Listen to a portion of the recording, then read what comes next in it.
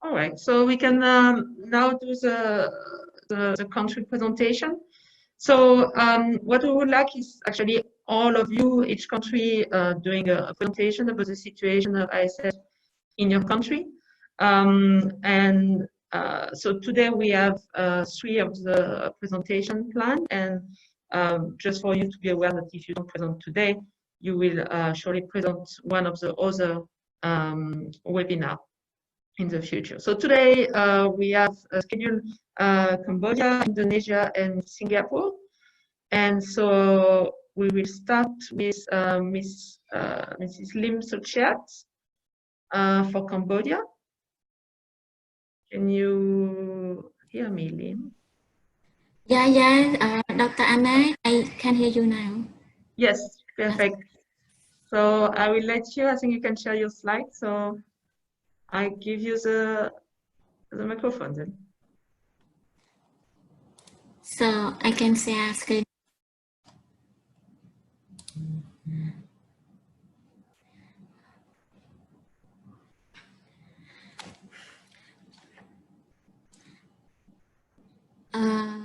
Dr. Anna, you see my slide?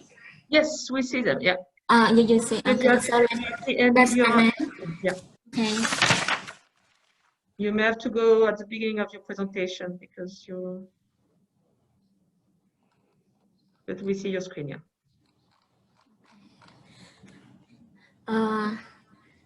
So good morning everyone, and good morning to all of you and OIE team, and especially Cambodia team. So Chiết Long, focus point on ASF in Cambodia, as I am a representative of Cambodia team. Now I'm going to present you about situation of African swine fever and pig production system in Cambodia.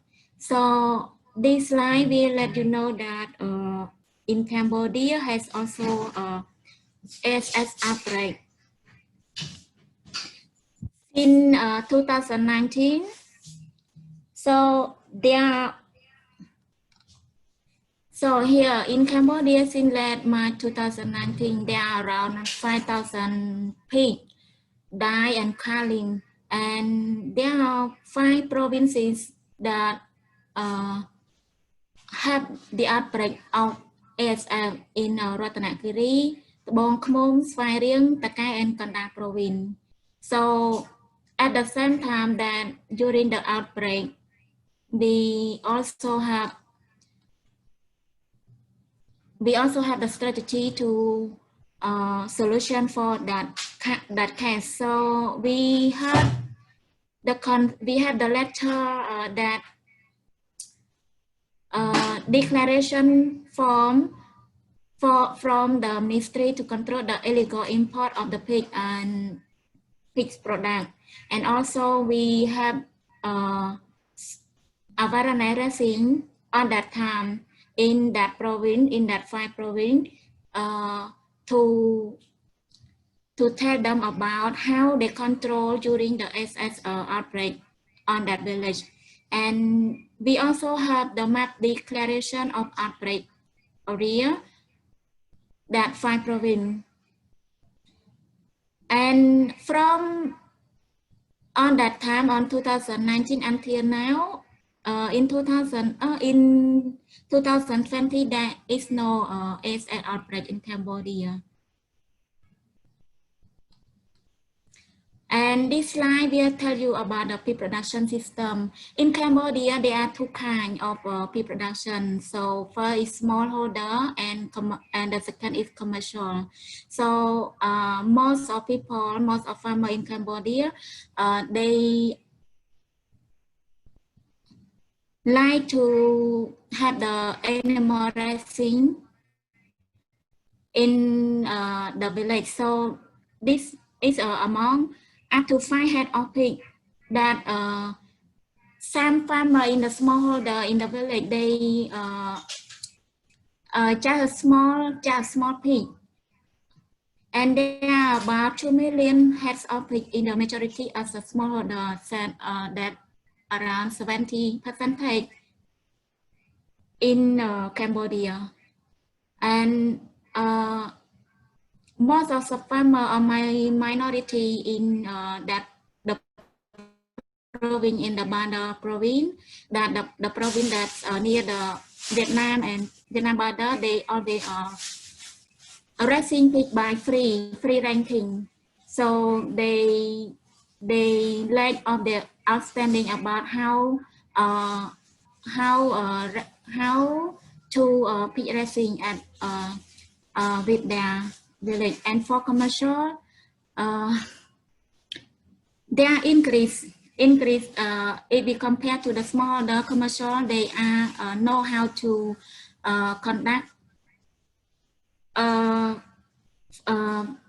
pig racing. So livestock production is increased by 41% in 2019. The increase for pig racing.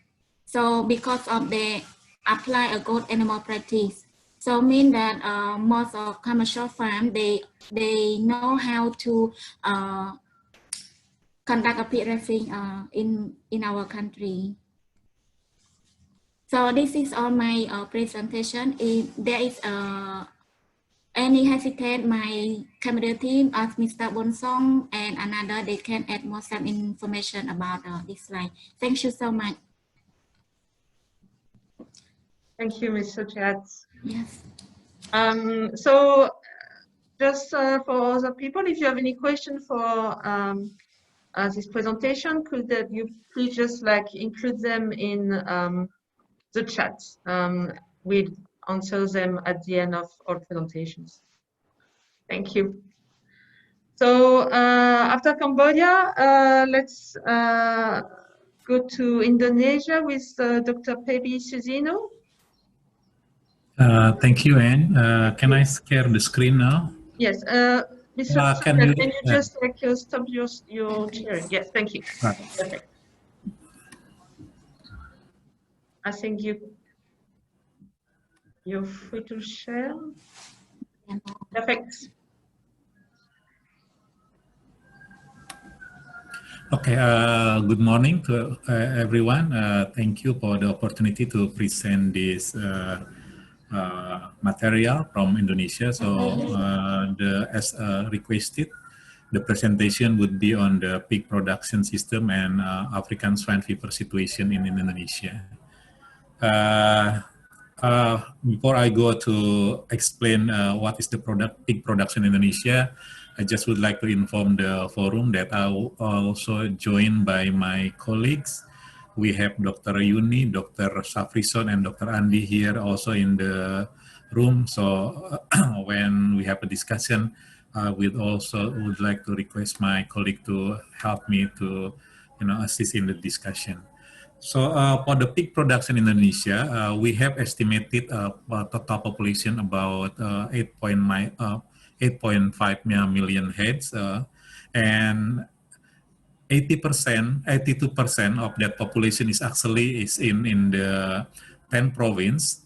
And if we can look a little bit further, we can say that 67% of the total population is actually in the 5 province, which is the East Nusa Tenggara, North Sumatra, Papua, South Sulawesi, and Bali. I will show you later on the map of this area. And Indonesia is, most of the population in Indonesia is a Muslim, but we have 13% of non-Muslim, and that is actually the population is roughly around 34 million. So that is the consumer of the pork in Indonesia. However, the pork consumption per capita in Indonesia is still low compared to other countries in ASEAN or in the world. We only have 2.5 kg per year. So we still have a lot of room to grow in terms of increasing the consumption of pork in Indonesia. So this is the map on the right side, some of the provinces that have a high population of pigs. I can inform the forum that more than 90% of the pig population is actually raised by the smallholder farmers, and that is involving approximately about 368 households, or it is equivalent of 2.1 million people. If we can go further into the data, 1.4 million people that is actually working with the pig raising or the pig production is actually from the top 5 province, which is the North Sumatra, South Sulawesi, Bali, East Nusa Tenggara, and Papua.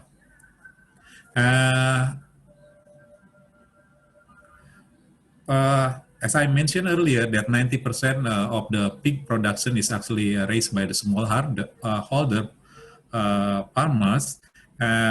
This farmer, if we can see into the data, that most of the farmer own pigs around with 5 to 20 pigs. That is around almost 50%, and less than 13% own pigs more than 20, and the rest is only have or raise only 5 pigs. The backyard pig production have a very limited biosecurity implementation, and the commercial one will have a modest to high biosecurity implementation. And we also have several big commercial farms that is actually aiming their product for export and also for breeding. In terms of the African swine fever situation in Indonesia, we have an outbreak of African swine fever very late in 2019, and we on the 12th December 2019, the Ministry of Agriculture declaring that 16 out of 33 districts in North Sumatra, this area with red dots, is infected with African swine fever. But based on our investigation, the report of pig death is actually starting in the end of October. We have Dr. Safrison Idris with me here. If there is a question, then we can discuss a little detail about what happened during that time. Based on the latest data, until August 2020, 82% of the district in North Sumatra is infected. So it's from the 16 district, it's actually spreading to the other district. And now 27 district is infected with African swine fever. And the number of total pig death is now already reached more than 100,000 heads. I can inform you that African swine fever used to be exotic. However, even though it's not yet considered as the priority disease to be eradicated before, we already include African swine fever to be the priority into the reporting system to the Indonesian Integrated Animal Health Information System, or the ISICNAS. That is a real-time report from the field based on the syndrome. We use the code for fever, death, and if that is happen in pig, then people can report it, so that will trigger the investigation by our local regional officer. Up to now, we still, but this reporting for with the code for fever, death, and pig is also cover other priority disease such as classical swine fever. So if we receive this kind of report, then the investigation will conducted by the local and also the regional field officer, and based on that, then we can determine what is actually the cause of the syndrome or the disease. I can inform the meeting that up to now there are several suspected cases of African swine fever is actually being reported by several other provinces, and we are still on a process to determine whether this is actually African swine fever or this is classical swine fever. And with that, I think that is end my presentation. Thank you very much. And over to you again, Anne. Thank you. Thank you, Baby. Interesting. Yeah, just like so. Yeah, a lot of suspects now, and so I guess a lot of work for you from there. Just to remind you, if you want to ask any question to Baby about this presentation, please write the question in the chat, and we may answer it after the last presentation. So the last presentation is for Singapore. It will be Dr. Wee Ping Lim, and I will take care of sharing the slides. So just Dr. Lim, can you hear me? Yes, I can. Can you hear me? Yes. Okay, let's Here go. we are. I have the presentation up. Okay. Yep. So, hi everyone. Thank you all for listening to our presentation on Singapore's update on the ASF status and our pig production systems. The main focal points that we have from Singapore for this OIE project, regional project, is Dr. Elvin Tan and I. In attendance today, we also have a few other colleagues from the Singapore Food Agency, and our colleagues in that agency primarily deals with aspects on food animals and food safety matters. Next slide, please. So just to start off with a brief introduction, Singapore is free from ASF in accordance with the OIE's animal health guidelines and the Animal Health Code in Article 15.1.4.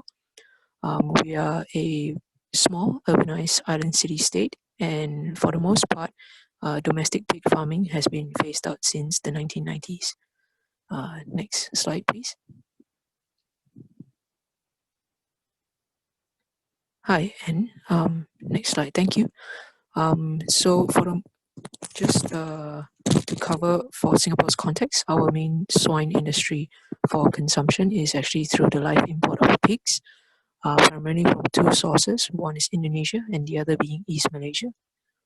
We implement some control measures to ensure the risk of incursion of ASF is low, and that is through several means, and one of them being accreditation of the source pig farms in Indonesia, East Malaysia, as well as implementation of import health conditions based on country or zoning approach that is free from ASF, as well as conducting import inspections at our borders, inclusive of, with regards to the import of live pigs, we also have NT and post-mortem inspections on the carcasses and live pigs in the abattoir. And that is pretty much it for this introduction. Thank you very much.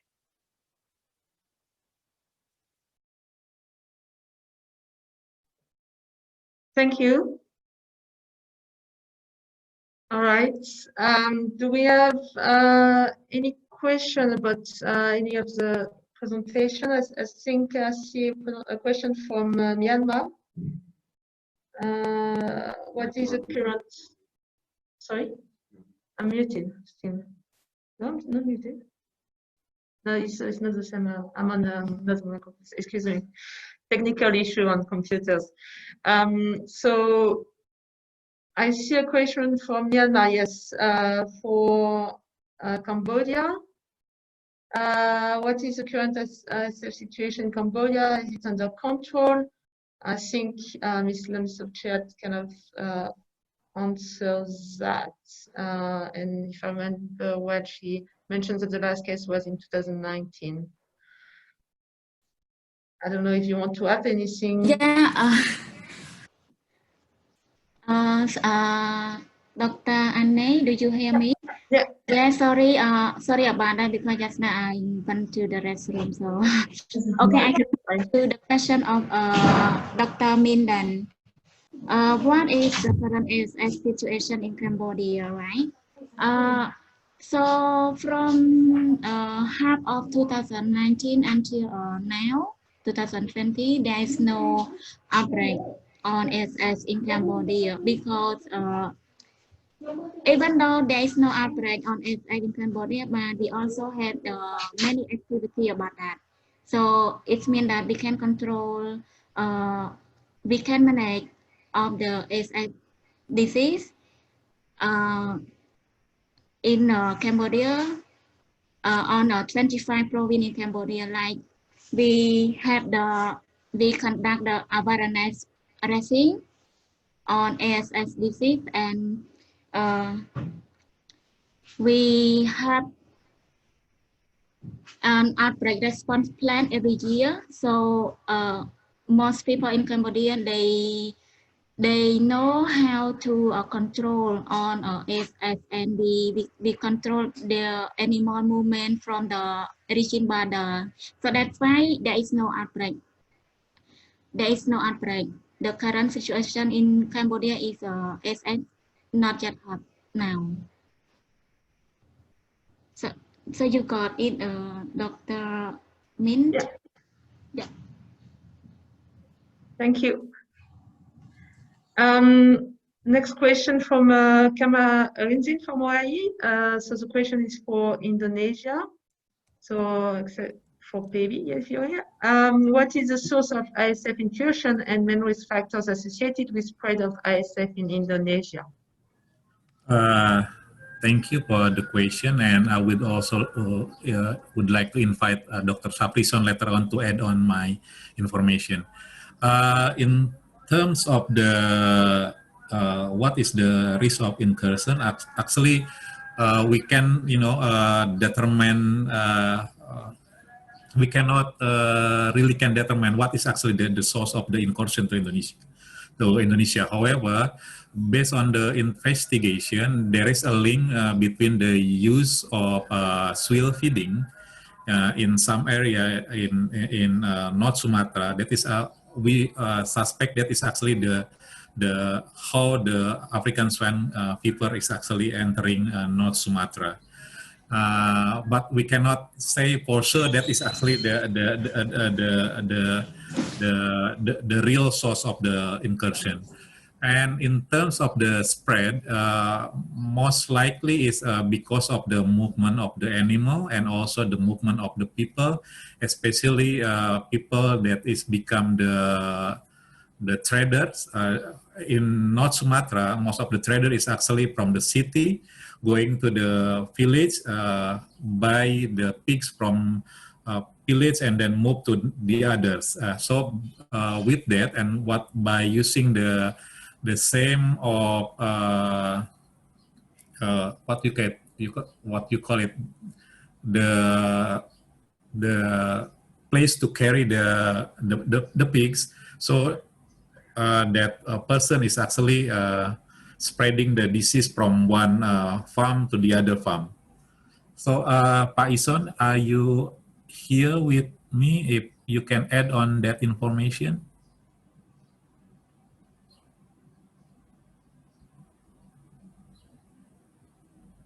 If not, then Ibu Yuni, do you want to add something on that information? I think I don't have anything to add, Pak. I think your explanation already completely explained what happens during that period. Thank you, Pak Baby. Okay, so that's it, and thank you. Thank you.